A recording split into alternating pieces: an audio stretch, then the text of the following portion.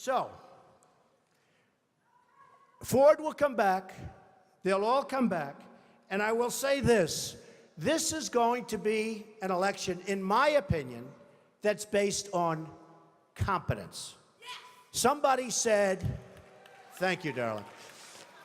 Somebody said to me the other day, a reporter, very nice reporter, but Mr. Trump, you're not a nice person. We don't need nice. That's true, but actually I am. I think I am a nice person. People that know me like me. Does my family like me? I think so, right? Look at my family. I'm proud of my family. By the way, speaking of my family, Melania, Barron, Kai, Donnie, Don, Vanessa, Tiffany, Ivanka did a great job. Did she do a great job? Great.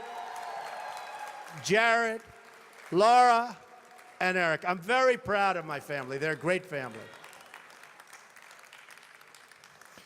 So the reporter said to me the other day, but Mr. Trump, you're not a nice person. How can you get people to vote for you? I said, I don't know. I said, I think that, number one, I am a nice person. I give a lot of money away to charities and other things. I think I'm actually a very nice person.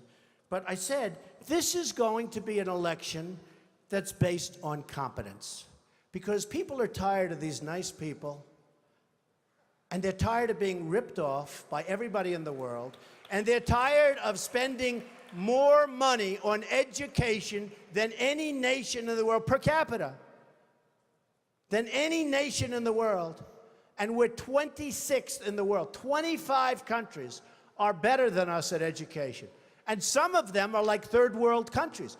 But we're becoming a third world country because of our infrastructure, our airports, our roads, everything. So one of the things I did, and I said, you know what I'll do? I'll do it. Because a lot of people said, he'll never run. Number one, he won't want to give up his lifestyle. They're right about that, but I'm doing it. Number two, I'm a private company, so nobody knows what I'm worth.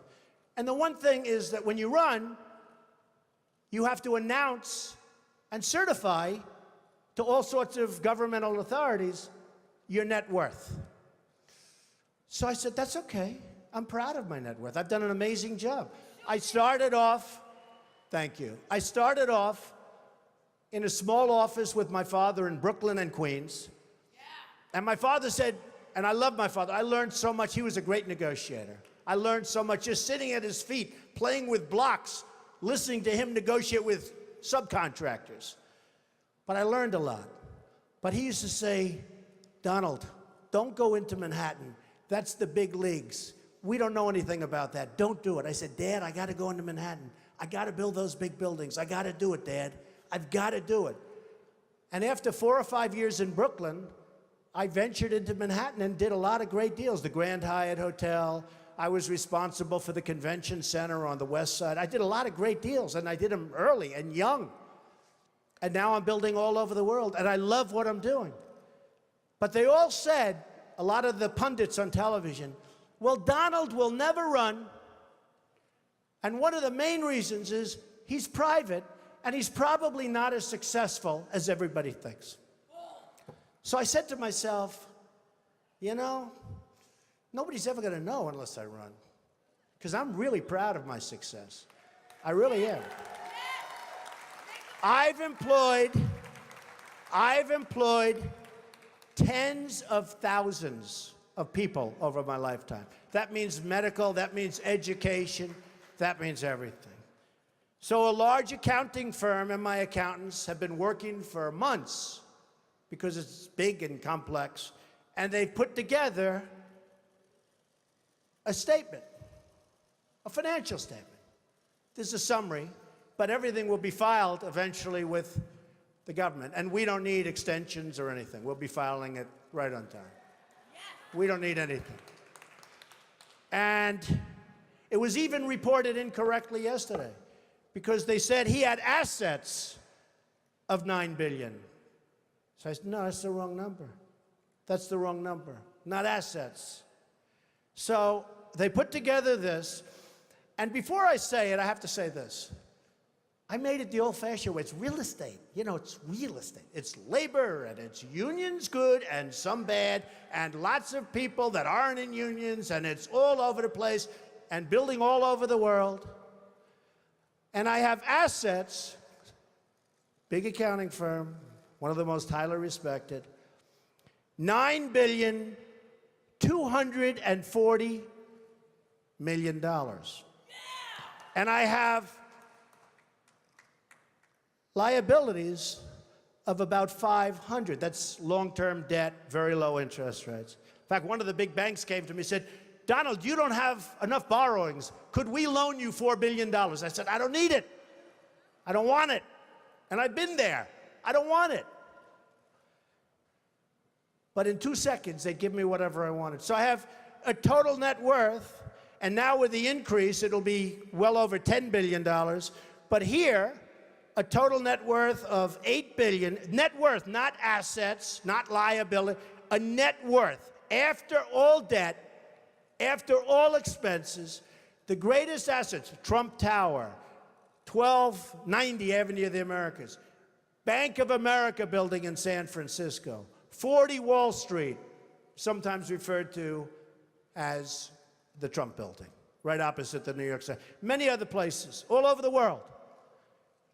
So the total is $8,737,540,000. Now, I'm not doing that. I'm not doing that to brag, because you know what? I don't have to brag. I don't have to, believe it or not. I'm doing that to say that that's the kind of thinking our country needs. We need that thinking. We have the opposite thinking. We have losers. We have losers. We have people that don't have it. We have people that are morally corrupt. We have people that are selling this country down the drain. So I put together the statement, and the only reason I'm telling you about it today is because we really do have to get going. Because if we have another 3 or 4 years, you know, we're at 18 trillion now.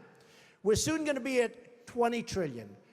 According to the economists, who I'm not big believers in, but nevertheless, this is what they're saying, that 24 trillion, we're very close. That's the point of no return. $24 trillion. We will be there soon. That's when we become Greece. That's when we become a country that's unsalvageable. And we're going to be there very soon. We're going to be there very soon. Make America strong. So, just to sum up, I would do various things very quickly. I would repeal and replace the big lie Obamacare. I would build a great wall, and nobody builds walls better than me, believe me. And I'll build them very inexpensively. I will build a great, great wall on our southern border, and I will have Mexico pay for that wall. Mark my words. Nobody would be tougher on ISIS than Donald Trump. Nobody. I will find within our military, I will find the General Patton, or I will find General MacArthur. I will find the right guy. I will find the guy that's going to take that military and make it really work. Nobody will be pushing us around. I will stop Iran from getting nuclear weapons, and we won't be using a man like Secretary Kerry that has absolutely no concept of negotiation, who's making a horrible and laughable deal, who's just being tapped along as they make weapons right now, and then goes into a bicycle race at 72 years old and falls and breaks his leg. I won't be doing that. And I promise I will never be in a bicycle race, that I can tell you. I will immediately terminate President Obama's illegal executive order on immigration. Immediately. Fully support and back up the Second Amendment. Now, it's very interesting. Today I heard it. through stupidity, in a very, very hardcore prison, interestingly named Clinton, two vicious murderers, two vicious people, escaped. And nobody knows where they are. And a woman was on television this morning, and she said, you know, Mr. Trump, and she was telling other people, and I actually called her, but she said, you know, Mr. Trump, I always was against guns. I didn't want guns. And now, since this happened, it's up in the prison area, my husband and I are finally in agreement because he wanted the guns. We now have a gun on every table. We're ready to start shooting. I said, very interesting. So protect the Second Amendment. End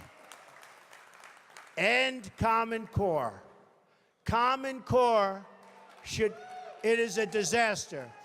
Bush is totally in favor of Common Core. I don't see how he can possibly get the nomination. He's weak on immigration. He's in favor of Common Core. How the hell can you vote for this guy? You just can't do it. We have to end. Education has to be local. Rebuild the country's infrastructure. Nobody can do that like me, believe me. It will be done on time, on budget, way below cost, way below what anyone ever thought. I look at these roads being built all over the country, and I say, I can build those things for 1/3. What they do is unbelievable. How bad? You know, we're building on Pennsylvania Avenue, the old post office. We're converting it into one of the world's great hotels. It's going to be the best hotel in Washington, D.C. We got it from the General Services Administration in Washington. The Obama administration, we got it. It was the most highly sought after, or one of them, but I think the most highly sought after project in the history of General Services. We got it. People were shocked. Trump got it. Well, I got it for two reasons. Number one, we're really good. Number two, we had a really good plan. And I'll add in the third, we had a great financial statement. Because the General Services, who are terrific people, by the way, and talented people, they wanted to do a great job. And they want to make sure it got built. So we have to rebuild our infrastructure, our bridges, our roadways, our airports.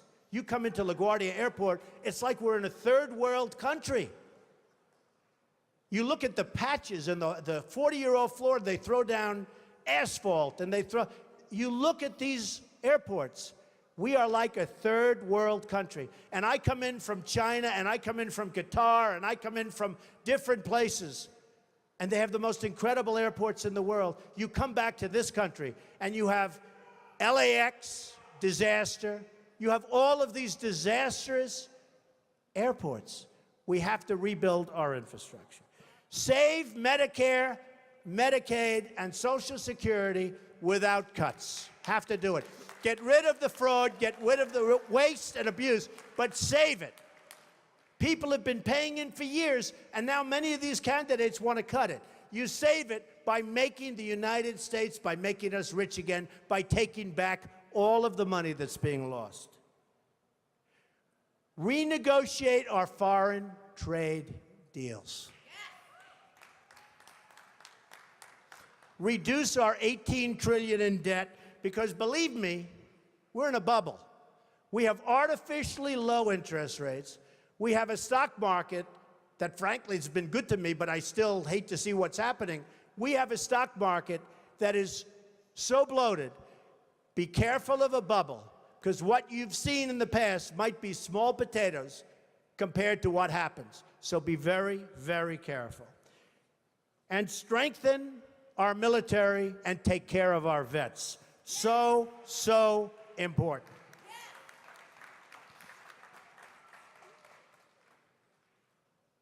Sadly, the American dream is dead.